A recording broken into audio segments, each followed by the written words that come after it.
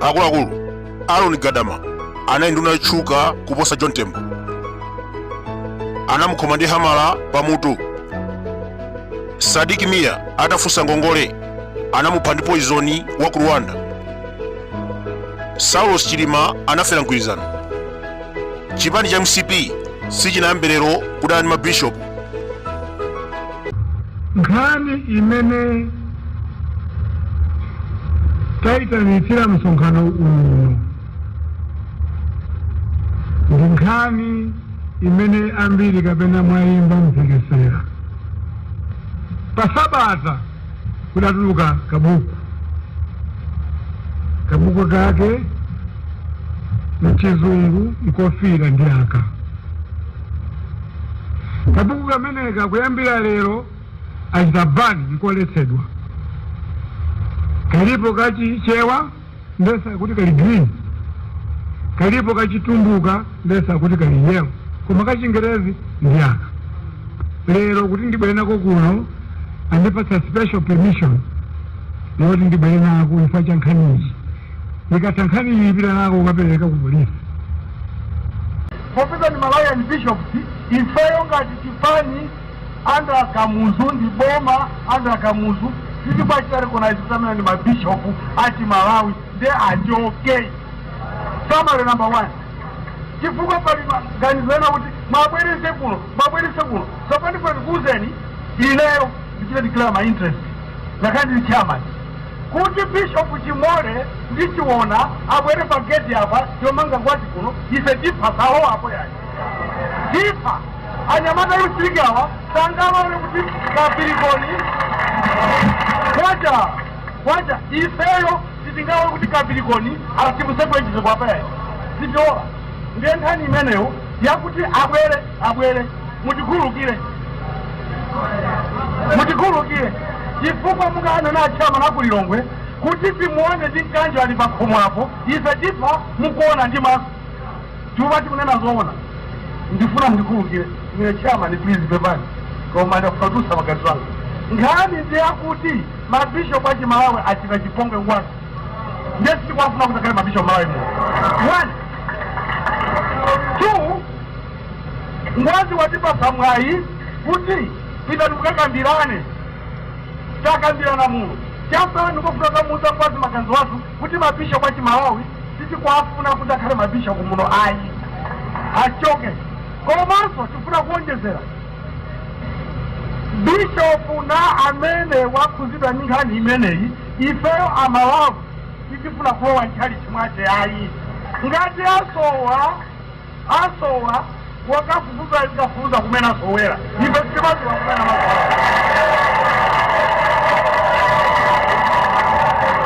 ndifuna kuchita declare my interest anga zopano chuma ifeyo pamwambo wathu kwenitofirazo sitimati kuti kakonza munthu timakanena kwangu kuti kakonza yayi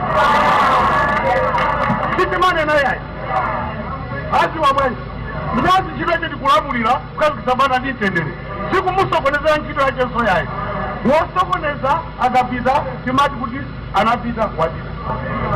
Ndiye muno nkhani amabishopu tichite waiti tsopano ndiyitseke kuti ngwazi azikangomva zimene zakuthaitsa kuti nkhani zadani zayimaliza. Chifukwa mwana sakakutukwanira bambo wako iwe kumapita kumakaneraso kuti bambo hey mamba John amanena kuti akuti chakuti chako ndiye kuti mwana wa ulemu. Ife tikangopereka ripoti kwa ngwazi kuti nkhani zayimaliza anthu akwiya anthu amene achoke m'mipando koma ngati timaona bwana musafuse kumene apita mungotisiya.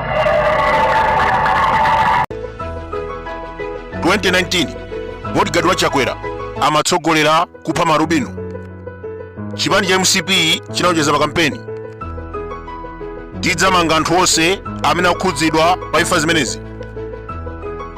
Atawa mboma Lazarus Chakwera anakhazikitsa mafukufuku mpaka lero sanatulutse ripoti. 2022 anatuma polisi kukamanga SB director. Thereafter anakhazikitsa inquiry yabodza. Posachedwa taona zikwanje zikulowa mpaliamenti dzuwa likuswa mtengo. Kumbowe opposition inakapidwa. Apolisi sanagwire zigawenga koma anatuza kuti a DPP anakhala okhaokha. M'midzimu timaona ndewu zapachibale, koma apolisi amagwira ntchito yawo. Kumbowe zigawenga za MCP zinakhala panthu, koma apolisi anakhala chete. Anyamata Zikwanje akutetezedwa ndi komishona wa polisi Akisi Mwanga. Kumponera nyawu zosasamba za umve zinavula azimayi. Jezebelo anapita pa wailesi kuyikira kumbuyo zigawenga. Akuluakulu, ineyo munaona kuti Inspector General akuteteza anyamata Zikwanje. Takugwirapo anthu angapo kulilongwe kusindinganene nambala yake kwenikweni, koma tikugwira anthu.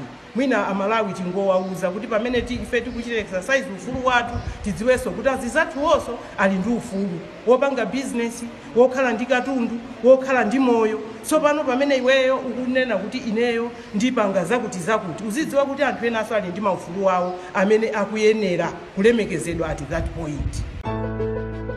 Mwachidule, Malawi ikanakhala ndi security, magazi achilima sakanabedwa kuchikangawa. Bieni anagona ntchire 27 hours. Black box inabedwa. Zonsezi ndi umboni onena kuti dziko muno mulibe security. Pa 26 December ndimene nkhani kama Jekete, Nkhumba, Jezebelo, Akisi Mwanga akukonza plani yofuna kupha mabishopu. Anali ndi meeting ku area 30 yofuna kuthana ndi Archbishop Thomas Isusa. 2 days later, anyamata onyamula Zikwanje ndi mahamala anapita ku Limbi Cathedral. Anthu amenewa anali 20. Anapasidwa ma 70,000 ndi chimwendo banda. Amene amatsogolera tikumudziwa. Mr. Muhango, ojiya maminibasi ku Limbi Depot. Iyeyu amacheza kwambiri ndi Nkhumba, Moses Kunkuyu kama Jekete, komanso ndi chairman wa Malawi Congress Party. Inu mukudziwa kuti Archbishop Isusa amakonda kupezeka ku Limbi Cathedral. Plani yawo amafuna kuti amukhabe ndi Chikwanje. Mwamwayi pa tsiku limeneli kunalibe anakumana ndi alonda. Ndikunena pano mmodzi wa magadi wavulala modetsa nkhawa. Chodabwitsa china, apolisi sanagwira anthu amenewa, koma atiuza kuti analakuba. Adziwa bwanji poti sanawagwire?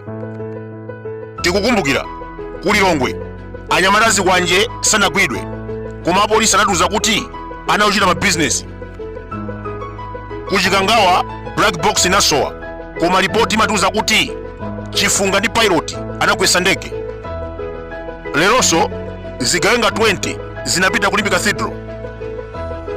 Apolisi sanazigwire, koma kutiuza kuti analakuba. Akuluakulu, history is the best teacher. Ine zina langa ndine Hilida Manja Mkhosi, chairman wa azimayi mboma ino la Lilongwe.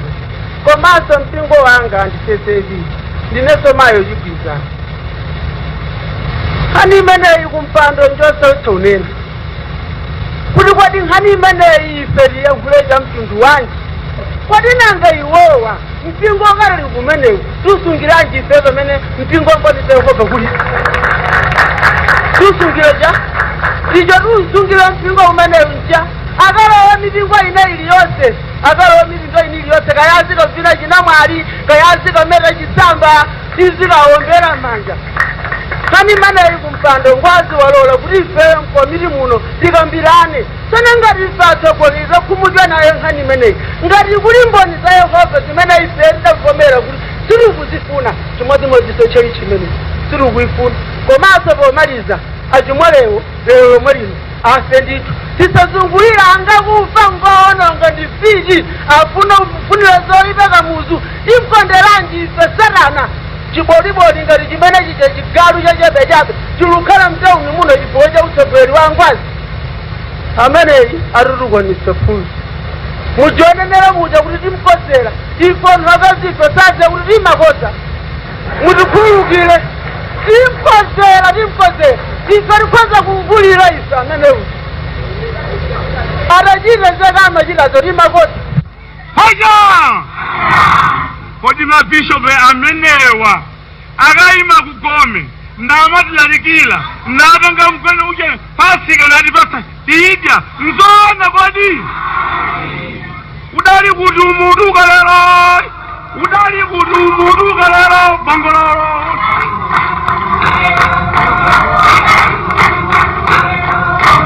adali kuti juana adali kuti juana lero kumalero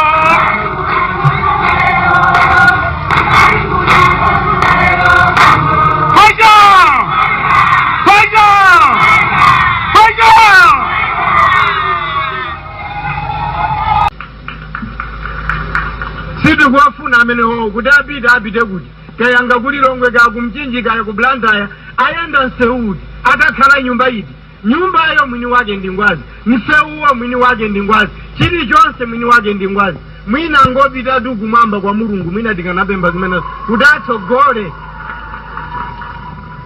mawu ake ngoti atsogole kumene atamirako ngati iwo anabwerera zachauta izizi si zachauta iyayi tsopano watengera zinthu pa mgongo ngati munomo Malawi muli bata ndi mtendere pachotsogoleri wa zeru wangwazi iwo amanena kuti muli chipembedzo cha ufulu muno kodama tinamiza ndi anthu amenewowo ine mawu anga ngonena kuti bwanji tiyambe taona kuti tiyambe tadikiza chifukwa munomo muli maso wakamuzu muli mano wakamuzu muli ife main body tiyambe taona anthu amenewo kuti tizikamba bwinobwino patika amanena za nyumba zonse zimene wakhalamo ndi zangwazi kuti kayakhale muno mu Lilongwe kayakhale kudeza kayakhale ku Blantyre kayakhale mbali ina iliyonse malo wano kapena dziko lonse mwini wake ndi ngwazi ndiye ife tiwafuna kuti abwere muno msonkhano muno azamve mene analemberamo athandauze woka amalemberanji amathandauzanji ndiye ife tiwaone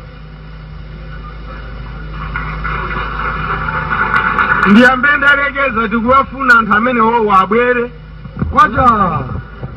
kwacha zomveka ndithu tamva mkwiyo wanu pempho lanu ndi chimene mukufuna kuti chichitike zina ndine Msampha Mwale mkhalapa mpando wa boma lino la Lilongwe komanso mpingo wanga wa CCP tingu kufuna osazungulira iya imene muonera kuti achimole akendera kuna mitete kakuti kanku kukasungu iya nduna tikonza mawa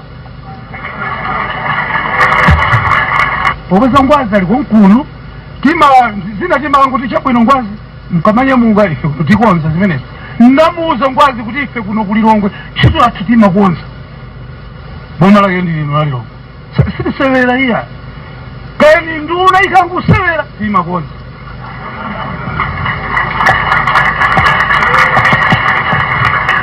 ine pano ndikufuna ndikuwuzeni ndili nawo amponda awalya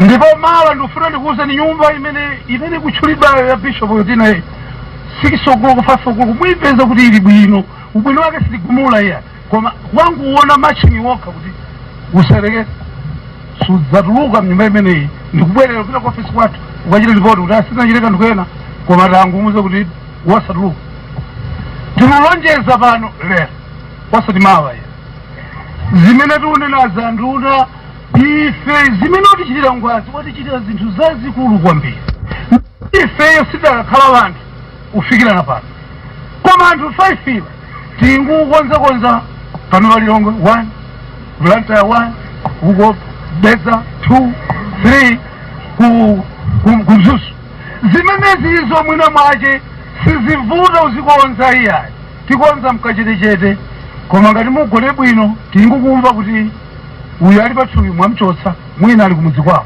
chifukwa tisampezi kuti ali mnyumbamo iya anduna ndikuwuzeni ife ngakhala atsogoleri onsewa akambe muno ntchito yawo nkuzaza komanso pointi yake inkukhale ngakhale muno lere disiwe nasanganira kuti iya imakamaka pamenepo kapena tikonzeremwa kuti